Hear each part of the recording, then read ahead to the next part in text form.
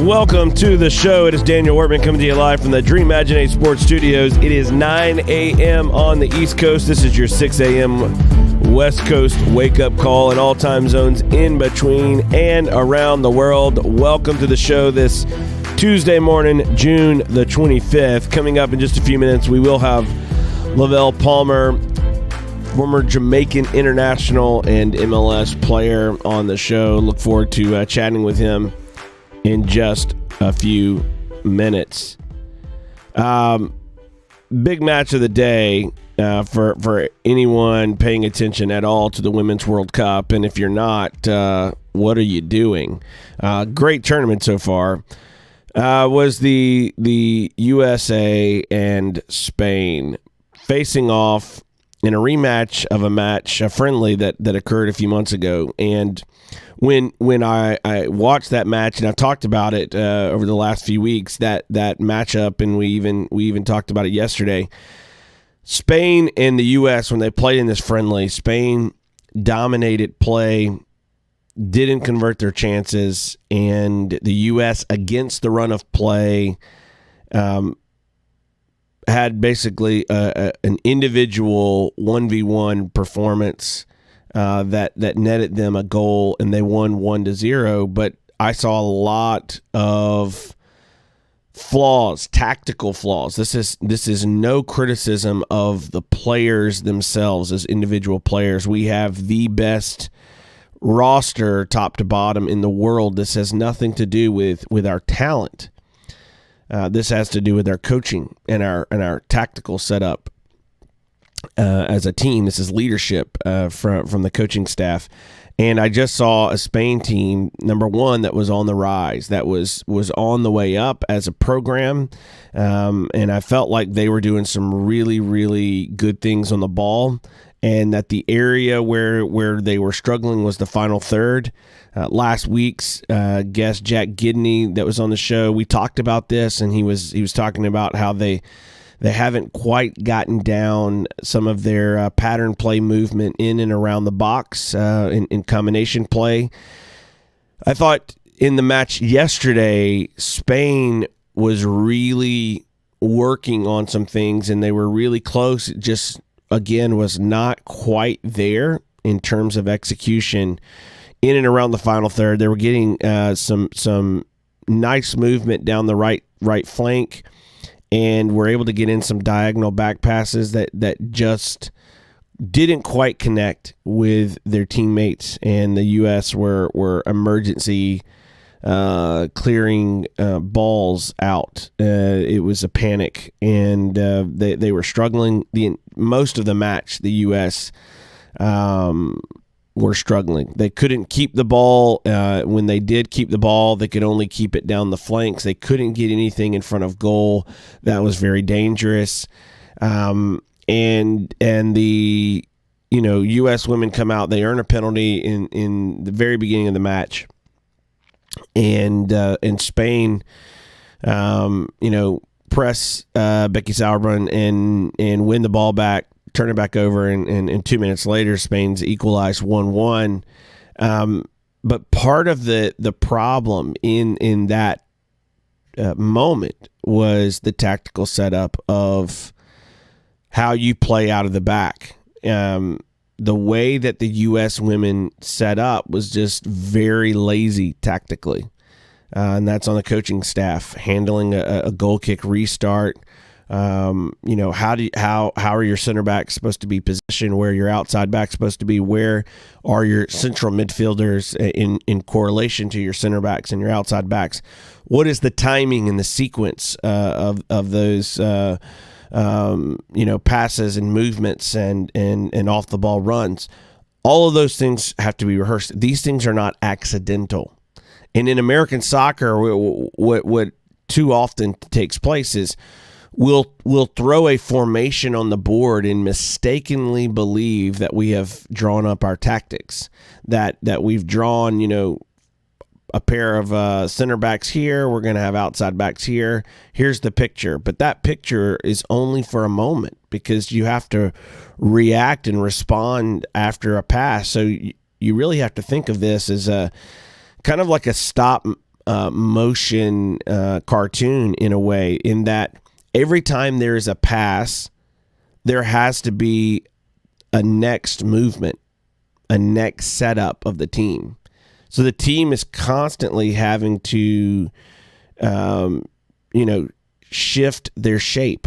They have to do that in relation to the ball. And the teams that perform this the best are teams that are able to be superior in possession, and they also put themselves in better positions in terms of avoiding mistakes, like the mistake yesterday that led to the equalizer 1-1 right off at the top of the game. And that's all on the shoulders of Jill Ellis. That's her lack of setting this team up for victory. Thinking that we can just rely on having the best players in the world and we're just going to ride our talent to a title. And the world is starting to catch up, and they are studying what we're doing. They're studying our lazy play, and our lazy play is not on the individual players on the field. They are giving effort. I'm talking about the lazy play in terms of the tactics. So those tactics nearly came back to bite us. It was a rough match. The U.S. women's national team were tactically, set up very poorly yesterday. But they've not just been set up poorly yesterday. I mean, anyone who's looking at that game yesterday and going, man, they had a bad game tactically. It was one of those days. It was just they got it all wrong. Go back and watch the other matches, even the Thailand match, and you're going to see the same patterns over and over again. This team is not tactically astute. This team is not set up to play a possession-based or a positional play-based tactical system. It is set up to allow those players to go and play. And it is a very, very, very naive, loosely set up tactical plan. It's not very good. We just have superior talent. It goes to highlight just how good our players really are. Our players are amazing. So we don't lack talent. We have talent. Title IX has given this country a massive head start on the rest of the world, and we have been able to build off of that with other programming to give ourselves a head start in producing talent. We have talent. That is not in question. Anyone who says we don't have the players is sadly mistaken. We have players. We have excellent players. What we don't have is a tactical plan that is on par with the level of the talent on the field. And that's a sad state of affairs, because it's a very real chance that France wins in this quarterfinal matchup. And if they do, it's our own fault, because we have the players to beat any team in the world. But we don't have a tactical plan that I'm confident in, that we can employ and beat any team in the world. And I think France will give us a game. I think Spain gave us a game. And if I'm a Spanish women's national team player, I don't leave that field distraught yesterday. I leave the field ticked that the U.S. were, in my view, gifted a penalty in the 76th, 77th minute, wherever that was, late in the match. That was not a penalty. I mean, contact on the leg, I get it, but that was as soft as they come. I mean, it wasn't a penalty. And so if I'm a Spanish women's national team player, I'm ticked that that's how they win. I was talking to my kids about this after the match yesterday, and the thing that I saw in the match is when you have a team that is superior in nearly every way except their tactical plan. Spain's tactical plan was spot on yesterday, and that is why Spain was in the game, and that's why the U.S. were struggling so bad, because the U.S. tactical plan was terrible.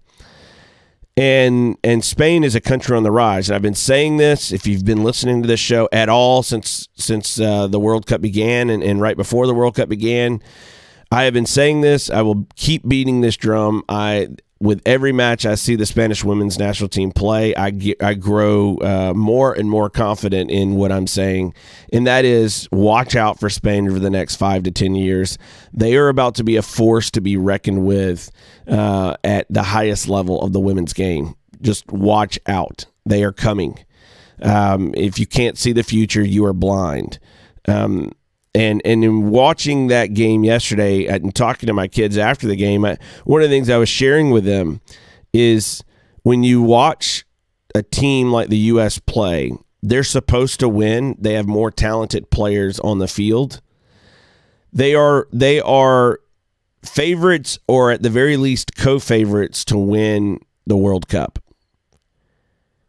And I understand that teams will face tough tests in a tournament like this. I get it. But this team to win that way, I thought was very cheap. The way that they won the match.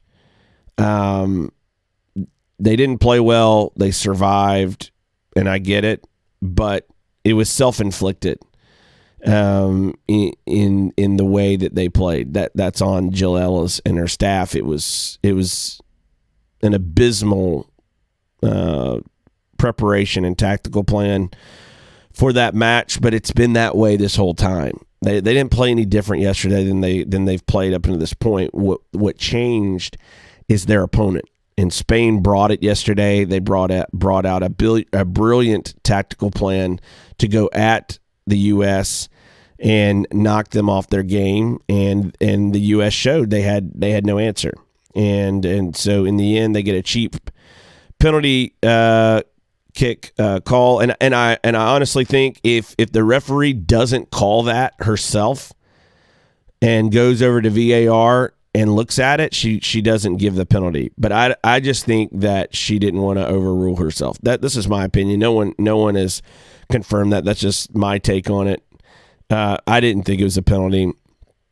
And I feel like if I'm a Spanish women's national team player, I feel a little hard done by with that. And all of that being said, the lesson I think Spain's got to learn out of this World Cup is the final third. We've got to execute better there. If we do that, and we start turning, a goal every other game into a goal or two per game because we start executing better in the final third, then I think, watch out, because I think this Spanish women's national team side will not just be able to give the U.S. women's national team a game in the future. I think it could become one-sided if the U.S. doesn't address their tactical deficiencies. And again, I just want to state for the record, that's not on these players. It's on the way the coaches set them up. And so I think there's got to be changes going forward, regardless of how this World Cup goes. For our women's national team program, we've got to have a better tactical plan than, hey, we have the best players, go play. And a formation is not a tactical plan. There was a lot of undisciplined play yesterday if you were looking for a tactical plan. My contention is that's how they play. And that can get you caught out and get you in trouble if you've not laid out a cohesive and solid plan. So we'll see going forward. Today's matches, noon Eastern, Italy takes on China. Italy, another team on the rise, and 3 p.m. Eastern, the Netherlands and Japan. I think the Netherlands pull this out. I think they are one of the teams to watch out for as this tournament continues. And I'm going to give a slight nod to Italy in that first match. We'll see. But I do think both matches will be competitive matches today. Noon Eastern, Italy, China, and 3 p.m. Eastern, Netherlands and Japan. So we'll see how that goes a little bit later today. Hopefully for our women's national team, we get to a place where our tactics match the quality and level of our talent. If we can, we will be really, really dangerous, not only for the rest of this tournament, but going forward. If we don't, other countries are coming for us, and they're already coming. And I would say some are already here, and we've got to watch out. So thanks for tuning in this Tuesday morning. We will be right back after this with Lavelle Palmer. Our sponsor this half hour is Dutkick Brand. You can learn more about Dutkick Brand by going to DUTKIGbrand.com and use the promo code DWShow to get 10% off your order. Again, that is DWShow to get 10% off your order. Check out their stuff. It's really, really cool and can help you if you're a coach, if you're a player, a goalkeeper, etc. It's worth taking a look at it. DutkickBrand.com. We'll be right back after this.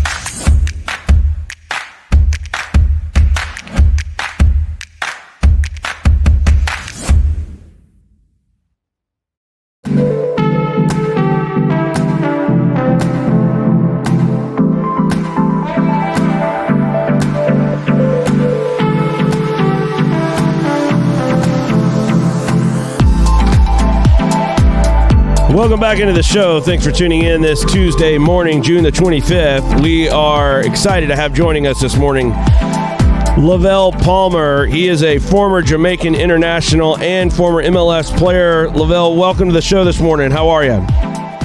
I'm good, man. Thank you for having me. It's an early morning, but it's always beautiful to talk soccer. Absolutely.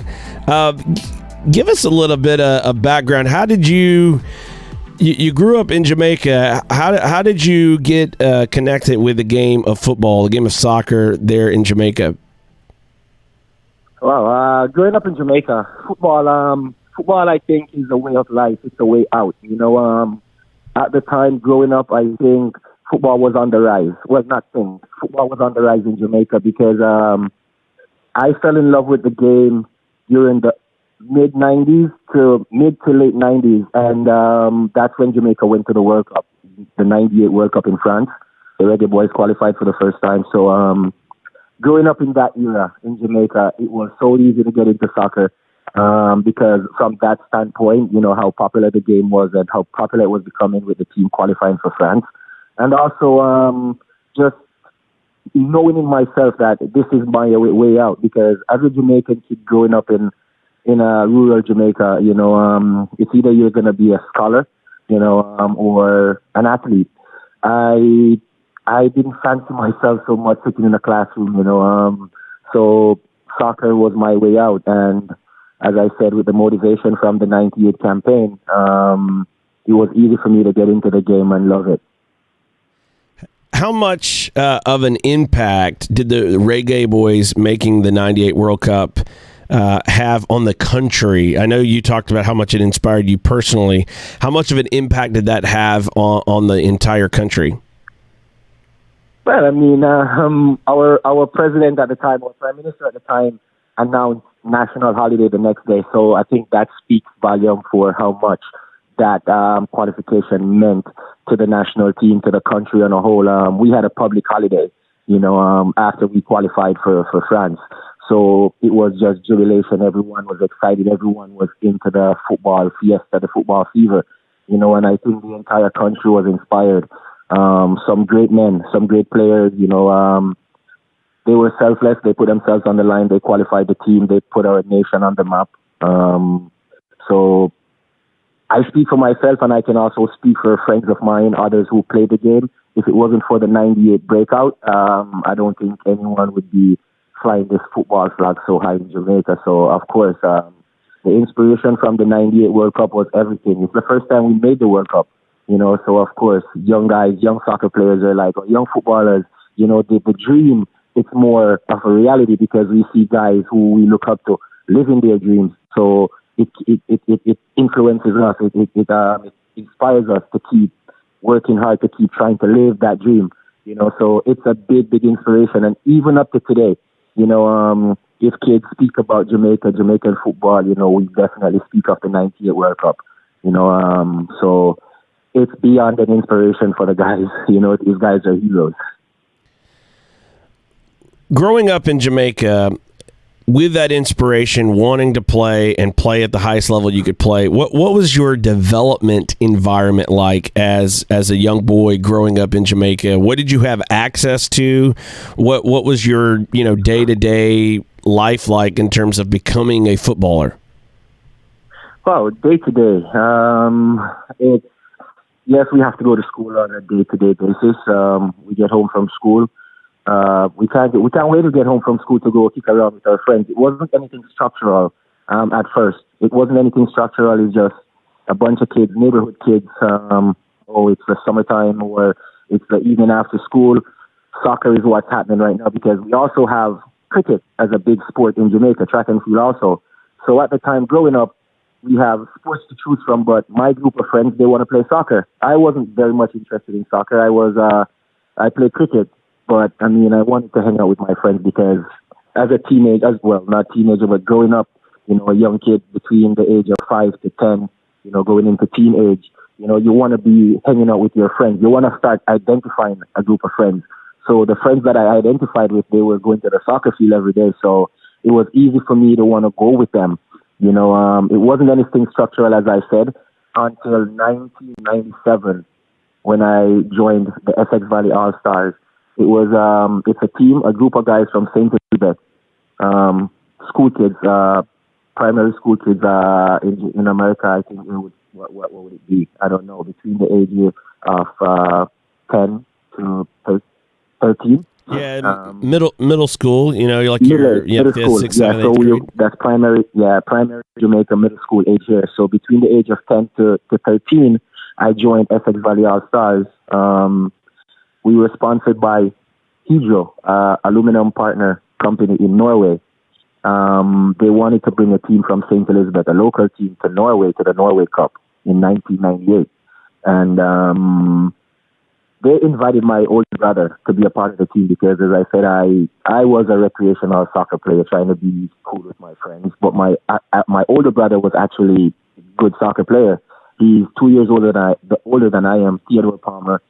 They invited him to try out for the team, and one evening he came home breathless, and he was like, "Hey, bro, I have an opportunity for you. They wanted me to join this soccer team to go to Norway, but I'm too old. But I told them about you that you're a good soccer player. I know you haven't played at the high level or anything like that or been training a lot, but please go tell them that you're good enough and just make it happen." And I went to practice with the Essex Valley All-Stars that Saturday morning, and I guess the rest is history. It was beautiful. I started enjoying soccer. I started having a different group of friends, guys who it seems as if the dream is to become a professional soccer player, like-minded kids now, teenagers. And it was a Friday evening after school. every player would gather at the All Park Sports Club, and we would practice for 2 hours. Saturday mornings, we would wake up early, 8, 9, make our way to the All Park Sports Club, and we would have 22 guys and our coaches there. So in 97 is when structural soccer training started, when I joined Essex Valley All-Stars on our way to Norway Cup. And it was pretty much the door open from there, because after Norway in 98, it was Italy in 99 with Harborview. 2000, I made the move to Harborview, and it was just big things, in the writing from there. So soccer became my life. It wasn't just a thing that I do to pass time in the evenings anymore, because joining the team, traveling to Norway, having that kind of experience, I realized that soccer was a big thing, because, as I said, where I'm from, it was just a thing to pass the evening along. But then 98 with the World Cup team, and then myself and the Essex Valley All-Stars going to Norway and doing well.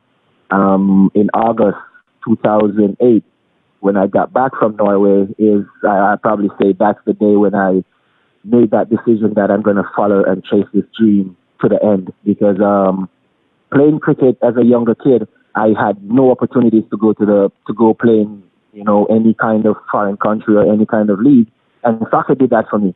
So it was easy to make the choice, and I've been loving the game ever since.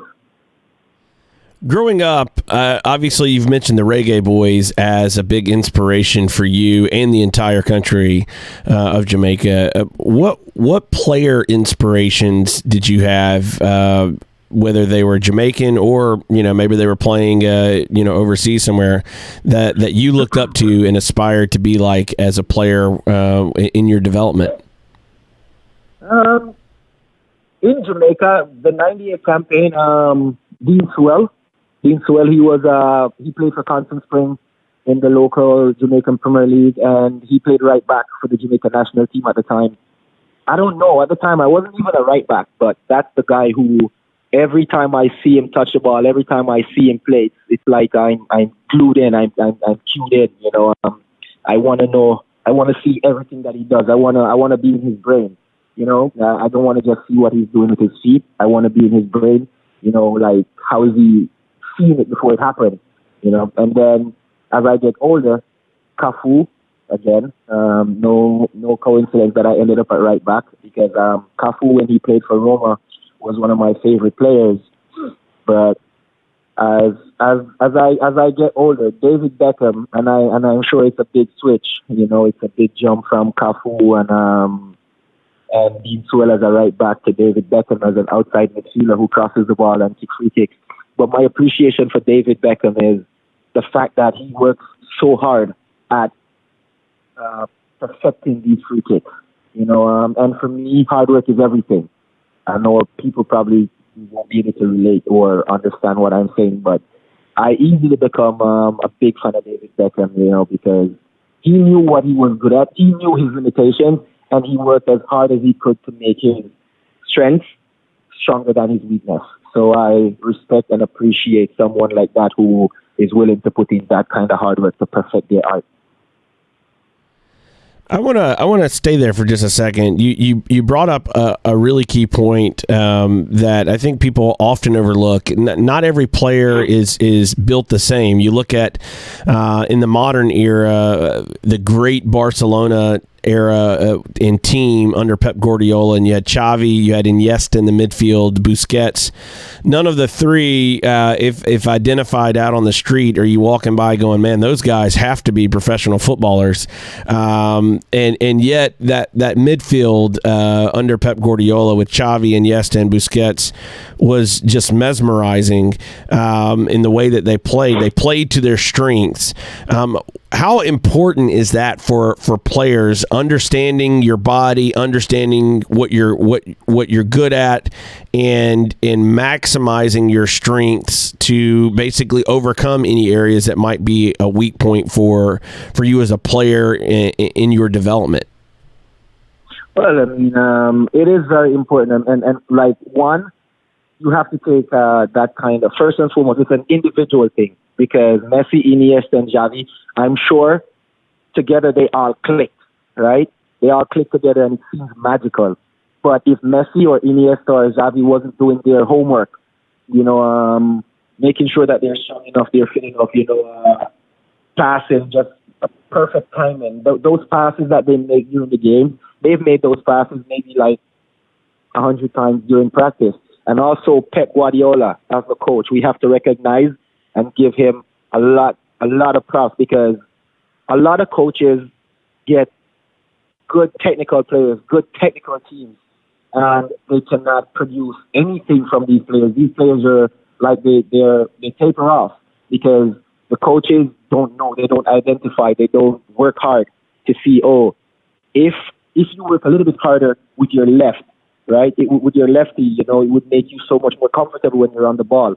So yes, the coach and the player, they have to identify weaknesses and make it their strength. So together, Xavi, Iniesta, and Messi, these guys, I'm sure their communication, their understanding, it goes way beyond the day of the game. And again, it's not just those three guys. You have to put the coach in the mix, because the coach has to see it. He has to identify the chemistry between the three players, what would make it better, what to take out, and then just like put his own little spin to it. It's like a recipe. It's like you're cooking. It's like the Top Chef. Yeah, they take a little bit of every ingredient, but they have to put a little bit of their own little style into it to say, hey, you know what? Being on the outside looking in, this is what will make it magical, and let's go work on it. Not just go speak about it, but work on it. Players, coaches alike have to work. You can't be lazy. You have to work hard every single day to perfect that craft. The game is hard work. Kudos to the ones who think, yeah, I'm skillful and it's easy. But in order to make those skills look easy, you have to practice them every single day. So for me, it comes right back to hard work. Yes, Messi, Iniesta, and Xavi, they were magical in the middle, but we cannot overlook the hard work that they've done on the pitch and behind the scenes, and also give a lot of credit to Pep Guardiola for identifying their strengths and making it, working on the weaknesses, making the strength even stronger. Completely, and I think that's a great point to make. Is behind the scenes, there's a lot in Marta this past weekend for Brazil at the end of her match, and I talked about this yesterday on the show. Her kind of exhortations to the next generation, and she closed her comments, with "Cry now so that you can smile later," which plays into that same. Action. Same mentality of what you're talking about. Now, you started in your teenage years playing for Harborview and played into your mid-20s for Harborview. What was it like playing for that club in the Jamaican Premier League? What was the level of play? What was the league like in competition, etc.? Wow. This is awesome. I'm getting goosebumps thinking about this question, because for me, it's so funny, it's so awesome that in my teenage, playing in the Jamaican Premier League, joining Harborview, I was getting an opportunity to play against these guys that just qualified Jamaica for the 98 World Cup. So it was beyond a dream come true for me, because Linval Dixon, Theodore Whitmore, Ian Goodison, we have so many of these big top players who I've seen qualify Jamaica for the World Cup, and now I'm playing in the same league as they are. It was at 18. At 18, I was just buzzing, wanting to impress these guys, wanting to play against these guys to let them, to match up to see where I'm at and how much, how much I need to do, because these guys qualified Jamaica for the World Cup. I want to do the same thing. So every time I got a chance to play against them, I wanted to impress them, because if coming off the pitch, Theodore Whitmore, as a guy who scored 2 goals for Jamaica in the World Cup, could look at me and say, hey, good game, or, I think you're a good soccer player. That boosts my ego. That made me realize, hey, you're on the right path. Don't give up, So the time when I got the break, it was tough, as in tough to play against the players that was in the league, but at the same time, it was so easy because mentally, I'm now getting information. I'm seeing. I'm rubbing shoulders with the big guys, so to speak. So I'm learning the game from their level, not just as a 18-year-old playing at an 18-year-old level, because I'm picking their brain. I want to know how they do this, why they do this. I didn't leave those guys. Daniel Stewart, he was a central midfielder for Harbourview.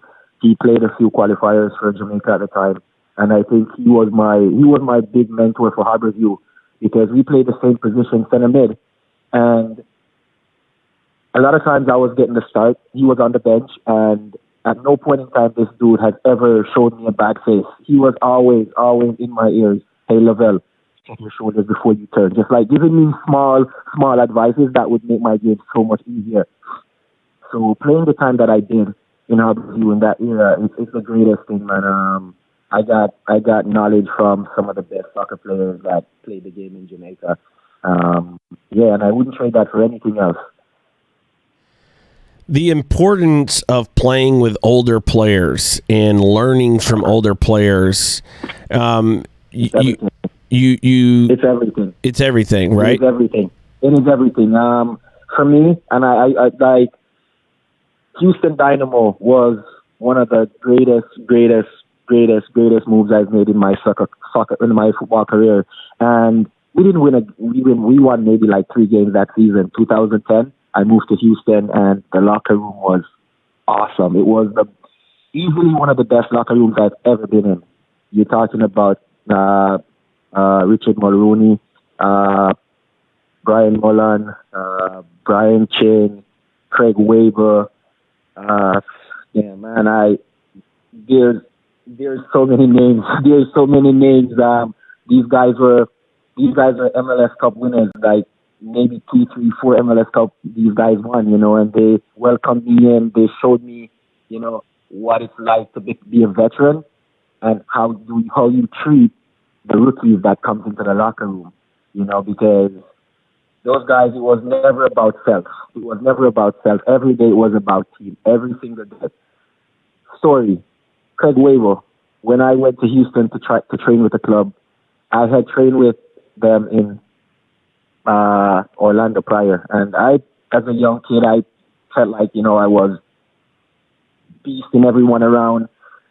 They didn't sign me, but they called me back to Houston for a tryout and for a second tryout. And on our way over to the practice pitch, Craig Weber put his arm around me and he said, "Hey, Lavelle, you've already proven that you're a good enough soccer player. Dom Kinnear just want to see you in the locker room with the guys, to see how you integrate yourself into the locker room, as a team person, as a player, as a person, And I was like, really? He said, yeah, your soccer skills speak for itself, bro. And I'm like, all right, cool. And I felt like the biggest burden dropped off my shoulder. And I think that's the day I signed with Houston. And every day I give mad props, mad love to Craig Weber for that. And just, it's the experience, because I've been in teams and I'm yet to have a young kid, who sees me as a competition come up to me and say, hey, you're a good enough player, the coach likes you, you're already going to be a part of the team, just show that you're a team player. Those advice hardly come from younger kids. Those come from veterans. And the time that I spent in the Houston Dynamo locker room learning those things, it made me the person I am today, because I realized the generation of the game is going to change. So you have to try to teach and impart the knowledge to the younger guys. As you said, Marty said, hoping that they would would change the future of the game.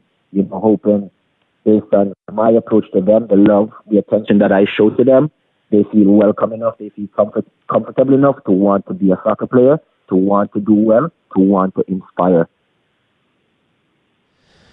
What did you notice coming into MLS from Jamaica in terms of the differences in the two leagues, the level of play, the standard of play, maybe the training? What was that from a player perspective?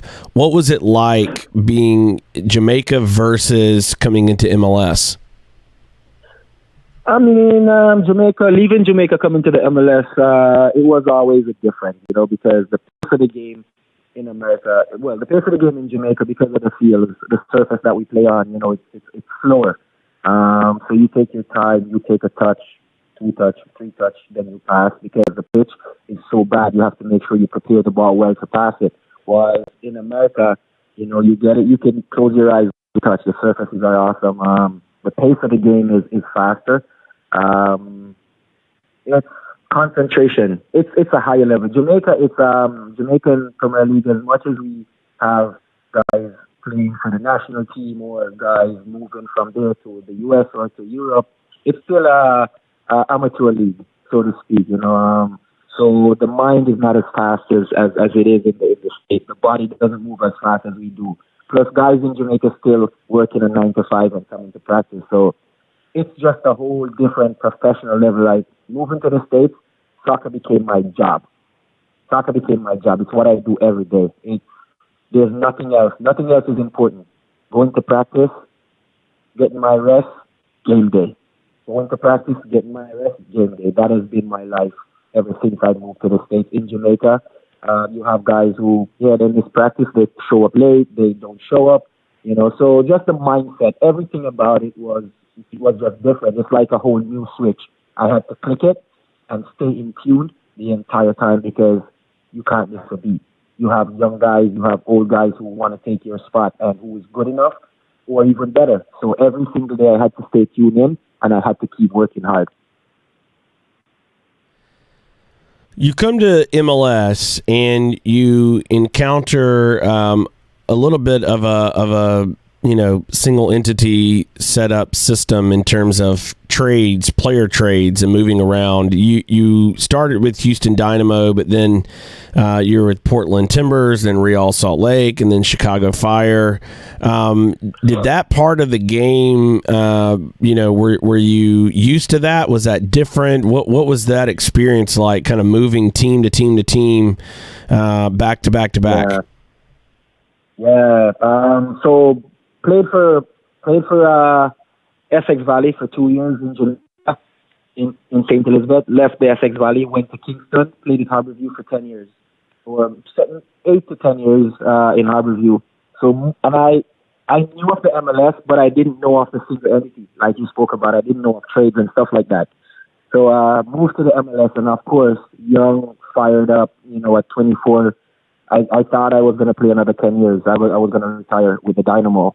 That's, because I had just played 10 years with Harborview in Europe. I watched the EPL and, you see guys playing with one club for their entire career. So moving to Houston, that's what I thought was going to happen. And I would actually say I played that way. I played like a kid who wanted to stay in Houston for a lifetime. My first season, I was newcomer of the year for Houston Dynamo. My second season, went into preseason and I'm starting at center mid. I started 19 games off 19. I got a red card, missed a game against DC United. 2 games later, I was told that I'm being traded to Portland Timbers. Yeah, I still don't know how to speak on that because I think that's where my entire focus, my entire the way I saw soccer changed. The way I saw soccer changed when I got traded to Portland because Portland, I never wanted to go there. I never wanted to leave Houston. I was in Houston getting comfortable. It's warm. It's like Jamaica. We have a huge Jamaican community there, so I was comfortable playing beautiful. Moved to Portland. It was raining.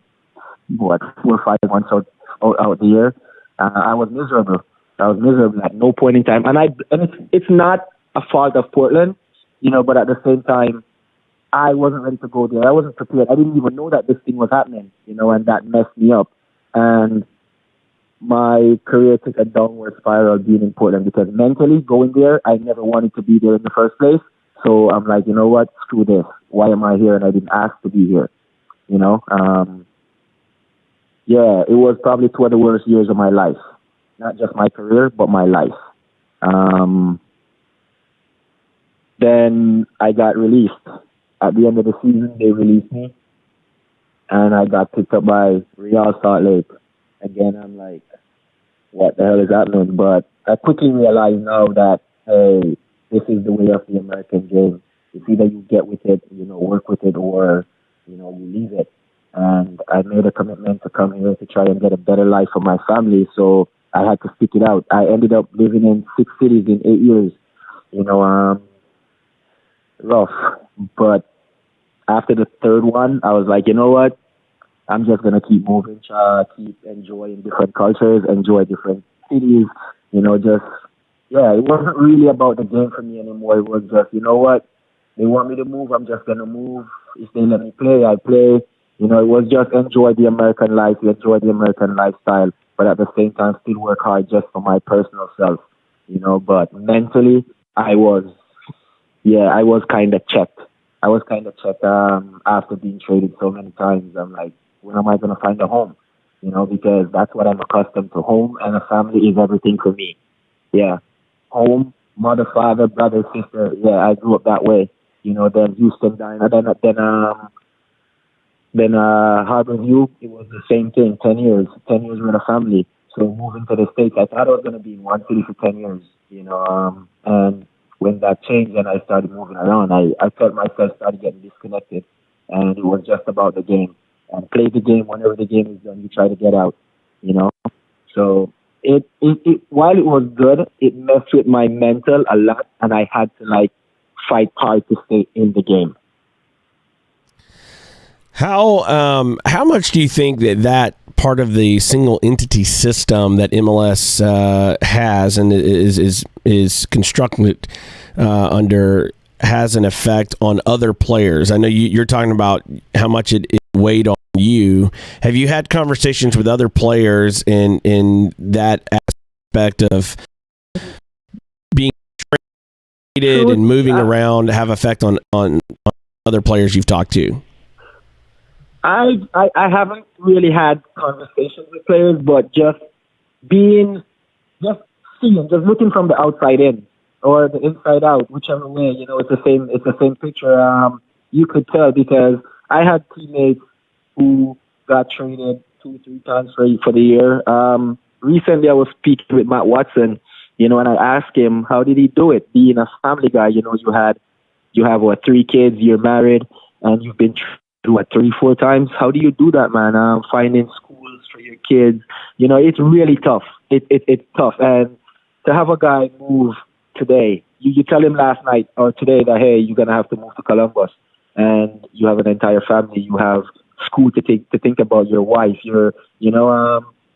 of course that's I don't even know how to put it. It's it's crazy, man. It's crazy, and I give mad props to the guys who I've seen get traded with families and just keep doing it. Personally, I'm not married, no kids, and the MLS, I will fault the MLS for that right now because I realized quickly that moving by myself was hard. So moving with 2-3 kids and a wife, uprooting your family every single time, that shit is devastating. That's horrible, man. And I didn't want to put that on anyone.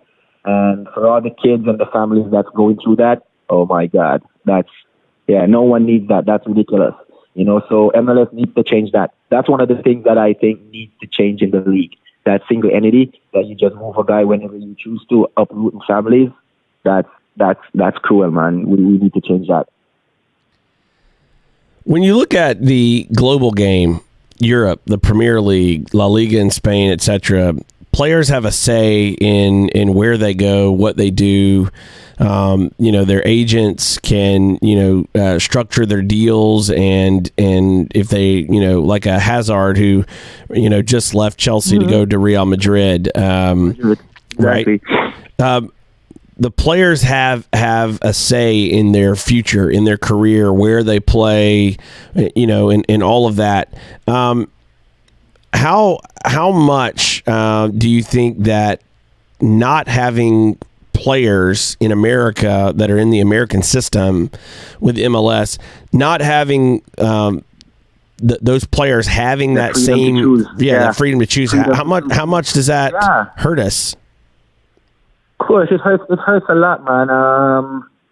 We as you mentioned Europe, that's football. They're the mecca of football. That's where the US want to get. And if you want to get there, you have to emulate their style. You can't come with your own thing, hoping that the US should be better than they are in world football. World football, the US should be dominating like the US women dominate, because The country's so big, you have so many people to choose from. But because the interest, like growing up, kids not being able to find a home and say, hey, you know what, I'm developing my talents with the FC Dallas Academy, and I'm coming through the ranks, and I'm going to play for the FC Dallas until I die. The fact that you kill those dreams from the young, you kill the dream of even a kid wanting to play the game, because for me, that's it. It's legendary. It's a legacy. Every single player who touches the pitch, who aspires to play the game, wants to have a legacy, wants to leave a legacy, wants to leave a legendary status. I think personally I've done good things in my career, but moving so much, like the impacts were so small in each city. So, yeah, I mean, like you look back at it and you're like, oh, did I really do anything with my time, you know? So, of course, you want to be one place, you want to make an impact, you want to see your legacy being built, you want to leave and you leave like a legend, you know, not move around like a puppy who isn't wanted. Like you have a puppy, oh, I don't love him anymore, let me put him back in the shelter, let someone go pick him up. You know, like, no, you're traumatizing players and you will never get the best of them. Yeah, I completely agree with your statement there. And, you know, I think there are a lot of areas where as a country, we've got to make some changes in order to elevate the quality and the level of our play, of our system, etc. And taking better care of our players has got to be high on that list. I want to ask you one final question before we go. If you could change anything about American soccer, what would you change, and you know, why would you want to change whatever it is that you choose to change? Well, I mean, first thing I'll change is it's you want soccer, football specific clubs. You want owners who love the game, who are invested in the game because they love it. You want coaches in the game. Everyone who plays the game, you want them to play the game because they love it. That's the first thing. But how do you get them into the game, right? You have to structure. A kid playing with a USL club, right, comes from college and he's playing with a USL team. I want to have a dream. I want to aspire to play in the MLS, but play in the MLS with my USL team. So I want to be able to help get this team promoted to the Premiership, right? So Pro-Rel is definitely something that needed in American soccer. It will create more buzz. It will create more excitement to the game. You know, I think that is the first and easiest way, structuring the league that everyone has a chance of playing in the top league, not just the chosen few that they want to choose. You know, because as I said, you have a kid who's a late bloomer and he plays in the USL for New Mexico, right? And he wants to have that dream of playing in the MLS. You know, maybe an MLS team is not going to sign him because all they do is they look for the big retired names from Europe, right? When this kid is just coming out of high school or out of college in the States. You know, he's a good enough player. He gets signed to New Mexico United. Together, him and his teammates, they aspire to bring this team to the MLS, right? And they play that way and they get there, you know. And I think they deserve that right. I think they deserve that right, not just to be put in some lower league and have your talent judged by some people who knows nothing about the game, you know. So let the game be open, let the game be free for everyone to play, and the cream will rise to the top, and then you will see a U.S. men's national team vying for a champion, to win the World Cup, not just for a spot in the World Cup, but also competing to win it. Everyone has to feel as if, oh, we have a chance. It's the only way. I agree, I love where you went with your answer, and I completely agree with your conclusion on that as well. Openness, accessibility is going to increase excellence in competition, and will, in the end, produce better quality. So Exactly. I definitely love where your head's at on that answer. And Lavelle, thank you for coming on the show, talking about your story and sharing your background, your personal story, experience, both in Jamaica as well as in America. We appreciate your time and thank you for coming on, and look forward to having you back on again in the future. Thanks for having me, man. Thank you. That is Lavelle Palmer, and really appreciate him spending some time with us over the last few minutes and talking through his career, his experience. Just really fascinating to see where his experience has led him and the lessons that he has learned. And that big lesson is, in fact, figuring out how to open up the access so that anyone can rise. It makes things better for all involved. So thanks to him for coming on the show. Our sponsor this half hour is Charity Water. You can learn more about Charity Water by going to charitywater.org. They provide clean drinking water to people all over the world, and you can be a part of that story by going to charitywater.org. We'll be right back after this.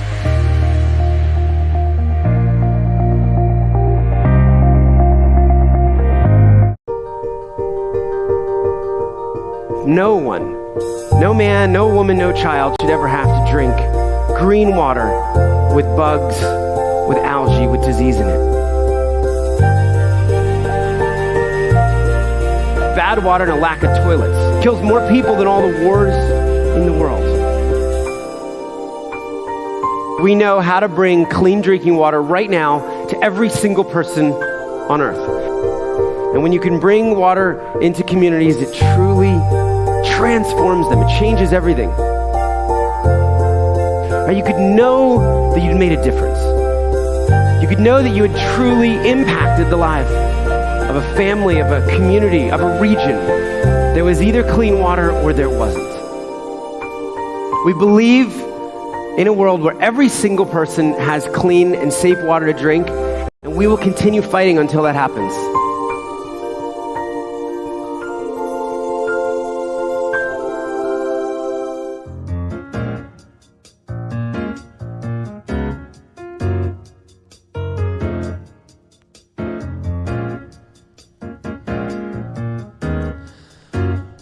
Welcome back into the show. Thanks for tuning in today. Really do appreciate Lavelle Palmer stopping by, spending some time with us, talking about his experiences down in Jamaica, here in the U.S. Sheds a light, I think, that we don't really see that often. And looking behind the veil of MLS, for example, and the effect that single entity system has on players, and the fact that they're moved around and traded so often is has detrimental effects on the player, and ultimately I think the club and a team. It's hard to be a team with real chemistry and a glue when you feel like every day you walk in, you're looking over the shoulder, seeing where are you going next. So thanks to Lavelle for spending some time with us. Really do appreciate him doing that and shining the light on his past. Again today, noon Eastern, Italy, China, 3 Eastern, Netherlands, Japan.